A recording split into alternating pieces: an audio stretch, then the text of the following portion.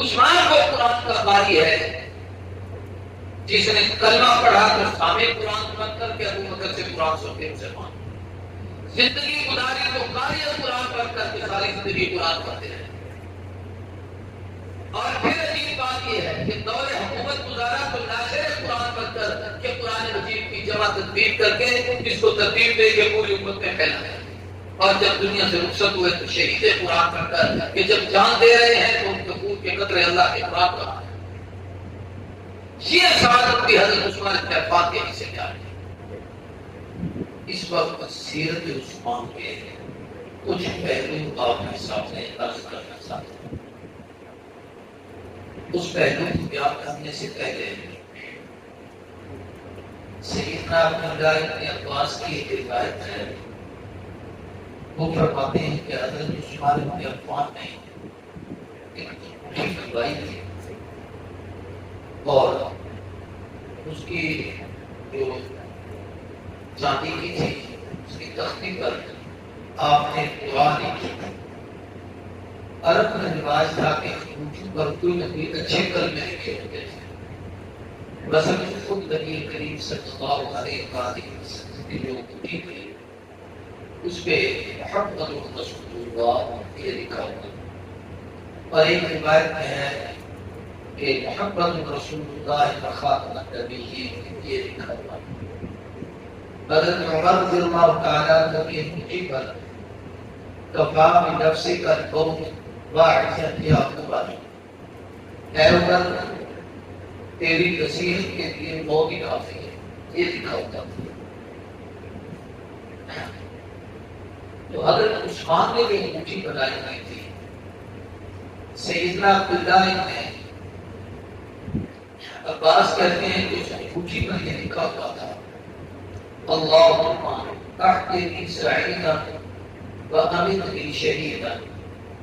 اے اللہ مجھے زندگی سعادت کی دے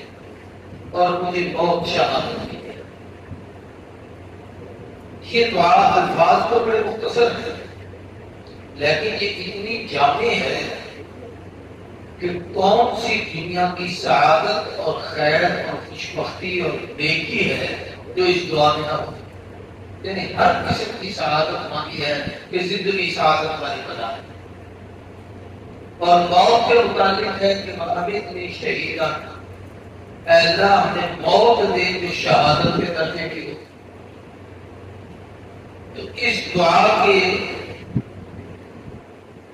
تناظر میں ہم دیکھیں تو حضرت عثمان بن عفان کی زندگی بہت بڑی سعادت والی زندگی، تو اللہ سے سعادت کو مانگا۔ سعادت کی کئی قسمیں ہوتی ہیں۔ سعادت کا معنی ہے خوش بختی، نیک بختی، بلند اقبال، اچھائی، خیر، بھلائی۔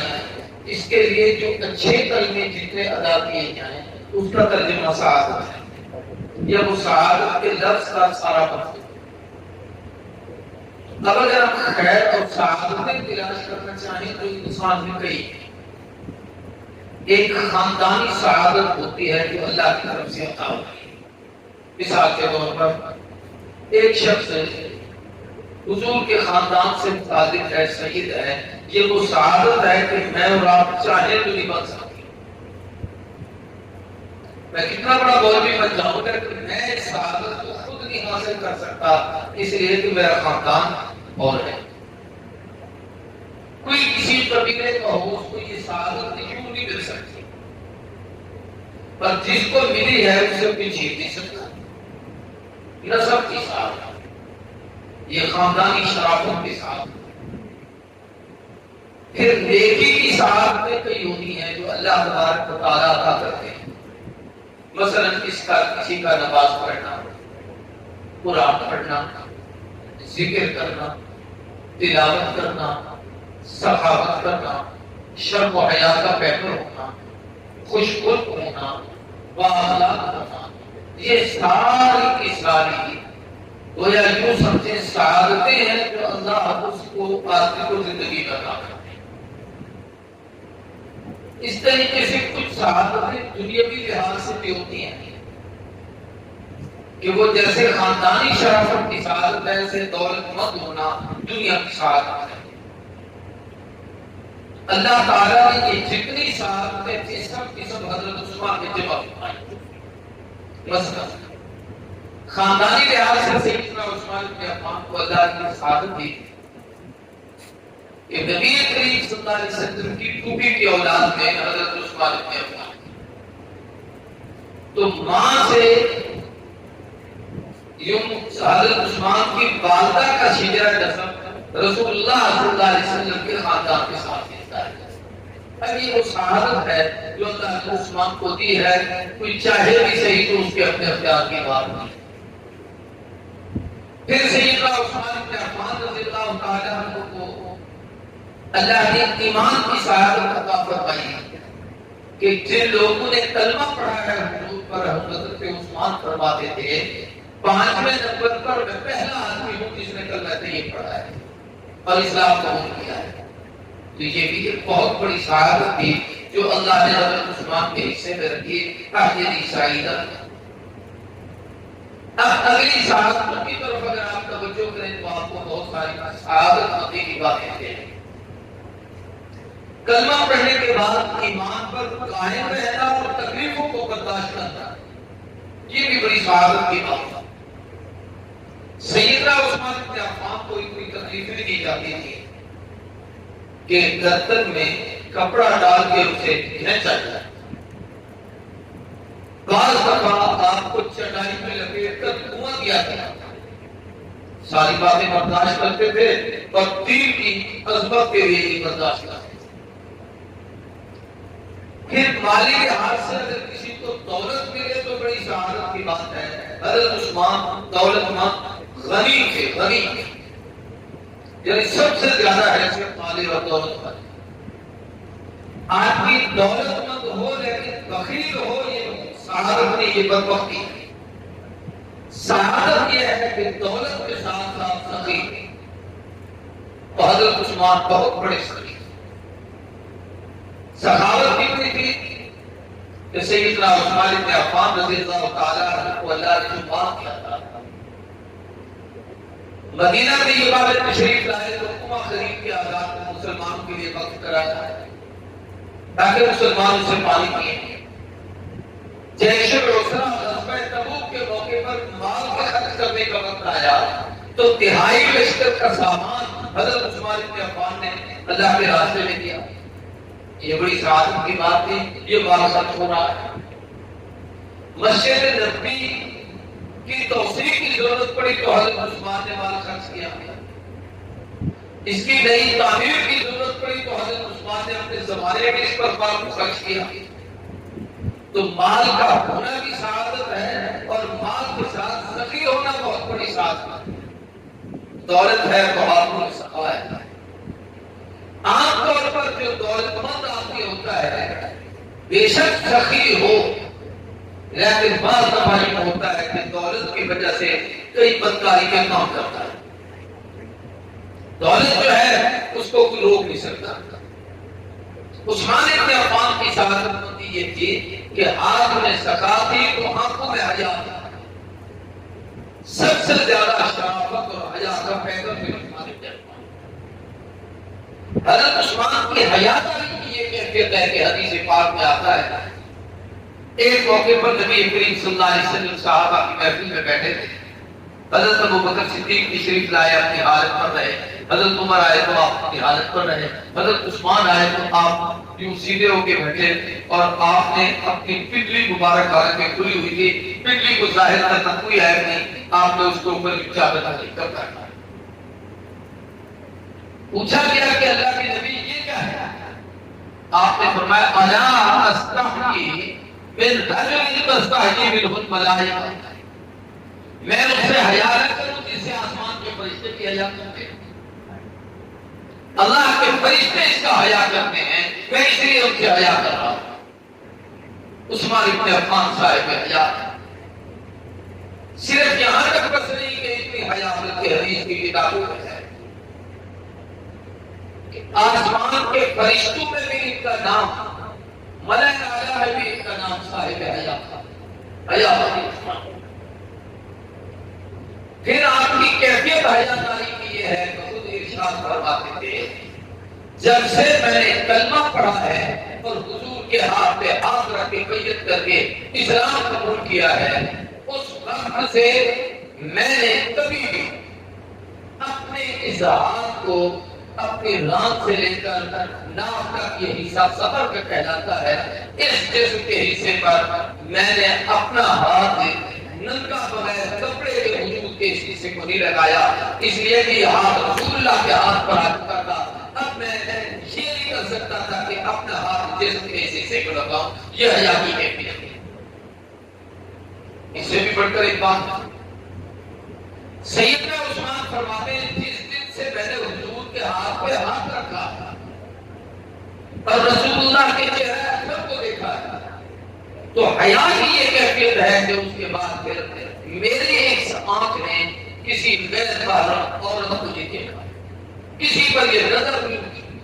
کہ میں کسی کو دیکھ لوں عورتیں جا رہی ہوتی ہیں نظر ہے وہ جاتی ہے لیکن عثمان کے حیا اور پاکدامنی کا یہ حل تو میں عرض کر رہا ہوں کہ اللہ نے سخاوت بھی کمال درجے کی عطا کی شرم و حیا بھی کمال درجے کا عطا کی پھر اللہ تبارک و تعالیٰ نے حضرت عثمان بن عفان کو ایک اور سخاوت سعادت عطا کی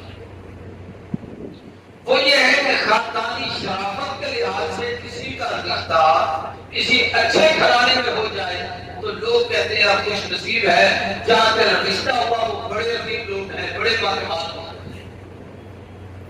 اس احترام کی نگاہ سے اسے دیکھا جاتا ہے ہمارے ایک عزیز ہیں ان کا رشتہ کسی سادات گھرانے میں ہوا ہے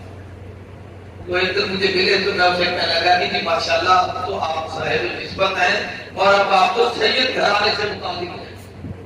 حالانکہ بچی وہاں سے بھی ہے اور میں نے اسے کہا کہ آپ کو پتہ ہے کہ سادات کا سلسلہ بھی سیدہ فاطمہ عورت سے چل رہا ہے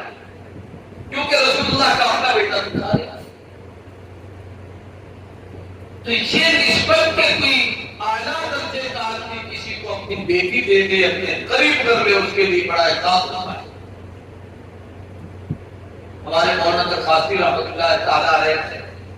اپنے ایک بچی مولانا بزرگ تھے ان کے خاندان کے بھی تہوار بیٹھی سے کام کرتے ان کو بیٹی تھی صاحب علم آدمی تھے بڑے متقی بڑے اذکار اور اعلیٰ درجے کے عالم تھے بڑے بڑے علماء کی شگردوں میں ہیں یہ ہمارے مولانا مختار مصعب درانی ان کی شگرد مولانا بزرگ درخواستی تو میں عرض کروں وہ یعنی اب بھی ان کے سامنے ذکر ہو تو احترام کرتے ہیں کہ وہ میرے استاد ہیں ان کو جو نسبت تھی ان کی برادری کی وجہ سے نہیں تھی حضرت درخواستی کی وجہ سے نہیں کہ درخواستی میں اپنی بیٹی اس کو دی سیدنا عثمان بن عفان رضی اللہ تعالیٰ عنہ یہ سعادت اس درجے کی ملی ہے کہ روح زمین پر عثمان کا ثانی اس سعادت میں کوئی نہیں ہے جناب رسول اللہ صلی اللہ علیہ وسلم نے اپنی بیٹی رقیہ حضرت عثمان کیا ہے سیدہ رقیہ کا انتقال جب ہوا اور یہ غزوہ بدر کے موقع پہ ہوا تھا اس کی بڑی لمبی چوڑی تفصیل ہے اس کا وقت نہیں ہے کہ ہم خالی کام کریں حضرت عثمان اس کے بعد بہت بے چین تھے کہ حضور کے ساتھ جو رشتہ تھا وہ اس حضور کی بیٹی کی وجہ سے تھا کہ میں آپ کا داماد کہلاتا ہوں جب وہ بیٹی دنیا سے چلی گئی تو وہ رشتہ تو منقطع ہو گیا بہت روتے تھے سیدنا عمر بن خطاب نے حضرت عثمان کو پیشکش کی کہ میں اپنی بیٹی حفصہ آپ کے نکاح میں دوں گا یہ حفصہ وہی ہے جو بعد میں حضور کی بیوی بنی تو حضرت عثمان نے کہا میں نہیں دیتا حضرت عمر شکایت لے کر حضور کے پاس آئے کہ عثمان کی بے چینی دیکھ کر میں نے بیٹی کے رشتے کی آفر کی ہے عثمان نے میرے منہ پہ مجھے کہہ دیا میں آپ کا رشتہ نہیں کرتا یہ بھی بڑی بات ہوتی ہے کسی کو آدمی منہ پہ کہتے ہیں ورنہ بعض دفعہ ہوتا ہے اچھا جی سوچنے دیں میں گھر والوں سے مشورہ کروں میں بتاؤں گا جواب دوں گا لیکن تھوڑا کہہ دیں میں نے رشتہ کرنا بڑے پریشان حضرت عمر نے جب جا کر حضور کو شکایت کی تو رسول اللہ صلی اللہ علیہ وسلم نے ایک عجیب سی بڑا ارشاد سنا اور وہ وحی کی وہ حضور نے فرمایا ہوا پریشان نہ ہو عثمان کو تیری بیٹی سے بہتر بیوی ملے گی اور تیری بیوی تیری بیٹی کو عثمان سے بہتر شوہر ملے گا۔ کچھ دن گزرے، اللہ کی طرف سے حکم آیا، حضور اکرم صلی اللہ علیہ وسلم کا نکاح حضور کی دوسری بیٹی حضرت ام کلثوم جو تیسرے نمبر پر تھی، ان کے ساتھ رسول اللہ صلی اللہ علیہ وسلم نے کر دیا۔ حفصہ سے بہتر وہ عمر کی بیٹی تھی، یہ نبی کی بیٹی عثمان کے نکاح جائے۔ ادھر فرمایا کہ حفصہ کو عثمان سے بہتر شوہر ملے گا، وہ عثمان سے رشتہ کرنا چاہتے تھے، ادھر رسول اللہ نے پیغام نکاح بھیج کر حضرت حفصہ سے نکاح کر دیا، تو یقیناً حفصہ کو عثمان سے بہتر شوہر ملا اور عثمان کو یوں سمجھیے حفصہ سے بہتر بیوی ملی۔ اب یہ دو بیٹیاں یکے بعد دیگرے کسی ایک شخص کے نکاح میں آئی۔ آدم علیہ السلام سے قیامت تک پوری انسانی تاریخ میں ایسا دوسرا واقعہ نہیں ہے۔ یہ صرف ایک واقعہ حضرت عثمان کا، حضرت شعیب علیہ السلام کی ایک بیٹی حضرت موسیٰ علیہ السلام کے گھر نبی تھے، نبی کے داماد تھے، لیکن ایک سیدہ فاطمہ جناب سیدنا علی بن ابی طالب رضی اللہ عنہ جو کہ حرم میں خاتون جنت تھی، سید النساء اہل جنہ ہیں، اور ہر لحاظ سے فاطمہ اپنی عظمتوں میں ممتاز ہے، شوہر مرتضیٰ ہے، بیٹے حسین و حسن مجتبیٰ اور حسین ابن علی ہیں، اور جناب والا والدہ سیدہ خدیجہ ہے، وہ خاتون جنت ہیں، ساری عظمتیں ہیں، لیکن ایک بیٹی علی کے نکاح میں آئی۔ عثمان کو ہے جو ضد نور ہے، دو نور والا ہے کہ ایک آئی ہے وہ فوت ہوئی تو حضور نے دوسرے دیتی ہے، اور جب اس دوسرے کا انتقال ہوا تو حضور نے پھر کتنا دکھایا۔ عثمان اللہ مجھے اگر 40 بیٹی بھی عطا کرتا تھا اور وہ فوت ہوتی جاتی تو میں ایک کے بعد دوسری پھر نکاح دیتا۔ دوسری روایت میں ہے کہ اللہ مجھے اگر 100 بیٹی عطا کرتا تو میں تمہارا نکاح دیتا۔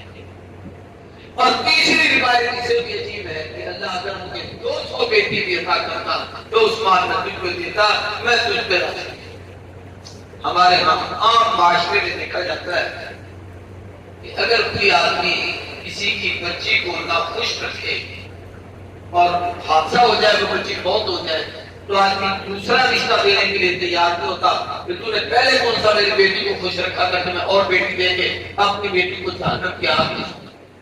اور حضور کی رضا اور خوشی کی کیفیت یہ ہے کہ آقا فرماتے ہیں ایک جائے میں دوسری دے دوں، وہ جائے میں تیسری دے دوں، 40 ہوں تب بھی دے دوں، 100 ہوں تب بھی دے دوں، 200 ہوں تب بھی دے دوں۔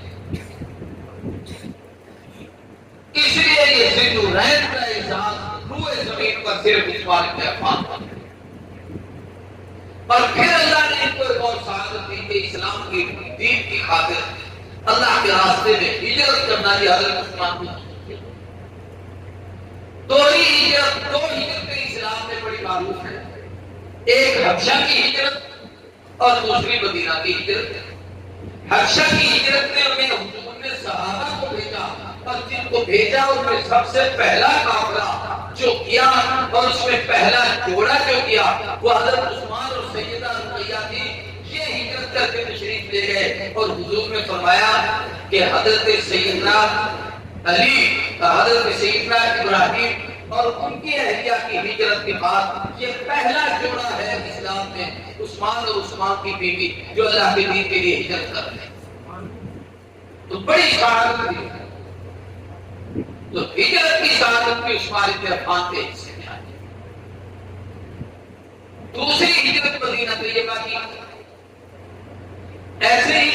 بہت بڑی سعادت ہے کہ اللہ کسی کو قرآن کی دولت دے دے۔ آج تو ہم لوگ قرآن سے کوسوں دور ہیں، خوش نصیب ہے جن کے گھروں میں قرآن پورا رہتا ہے، جو قرآن پاک کی تلاوت کرتے ہیں، جو قرآن کو پڑھتے ہیں، جو قرآن کا ماحول بناتے ہیں۔ اللہ کے لیے قرآن مجید سیکھیں، کم از کم اپنی مسجدوں کے اماموں سے 5-10 منٹ میں لے کر ان کے پاس پڑھنا سیکھیں، انہیں کہیں کہ یہ ہمیں ذرا تھوڑا سا صحیح کروا دیں، پڑھا دیں، ایک ایک رکوع کر کے سنا دیا۔ عثمان کو قرآن کا قاری ہے، جس نے کلمہ پڑھا تو سامع قرآن بن کر کے ابو بکر سے قرآن سنتے مسلمان، زندگی گزاری تو قاری قرآن پڑھ کر کے ساری زندگی قرآن پڑھتے ہیں. اور پھر عجیب بات یہ ہے کہ دور حکومت گزارا تو ناشر قرآن پڑھ کر کہ قرآن مجید کی جمع تدبیر کر کے اس کو ترتیب دے کے پوری امت میں پھیلا ہے. اور جب دنیا سے رخصت ہوئے تو شہید قرآن پڑھ کر کہ جب جان دے رہے ہیں تو کفور کے قطرے اللہ کے قرآن کا یہ سعادت بھی حضرت عثمان بن عفان کے حصے میں آ گئی. علماء نے جدو رحم کے کئی مطلب لکھے ہیں. ایک معنی تو یہ لکھا ہے کہ 2 ہجرتیں کی تو یہ ہجرت نور ہے تو یہ دونوں نور ہے. 2 ہجرتوں کے عثمان کے حصے 2 بیٹیاں آئیں. یہ بھی سعادت ہے کہ جدو رحم حضور کے 2 نور ان کے گھر میں آئے. تیسرا یہ ہے کہ القرآن نور والصلاۃ نور. قرآن بھی نور ہے، نماز بھی نور ہے. رات کو ایک ہی رکعت میں کھڑے ہو کر ایک پورا قرآن مجید ایک رکعت میں تلاوت کرنا اور دوسری رکعت میں تھوڑا سا حصہ پڑھ کے سلام کہہ دینا. یعنی 2 رکعتوں میں مکمل قرآن پڑھنا کہ نماز کا نور اور قرآن کا نور اگر اکٹھا کسی کے سینے میں ہے تو عثمان بن عفان کے یہ ہے باقی سعید سعادت منزل. اللہ تبارک و تعالیٰ سے دعا ہے کہ اللہ ہم سب لوگوں کو حضرت عثمان والی حیات، عثمان والی سخاوت اور سیرت عثمان پر عمل کرنے کی اور چلنے کی توفیق عطا کرے. واہ